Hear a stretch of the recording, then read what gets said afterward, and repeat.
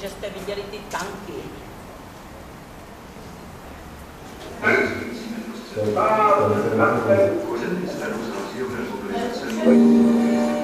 Rozhodující místa však záhy pochopila dne 1938 vyhlášením mobilizace Československé branné moci.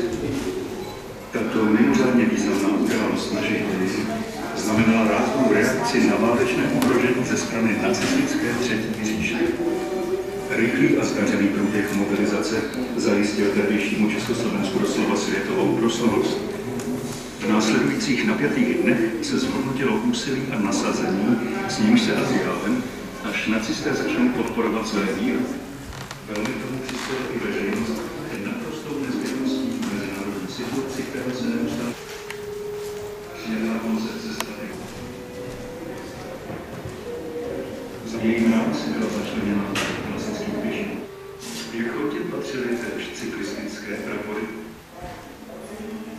a útvary útočné vozy, zvláště úhradní části mírové armády. Vnitř.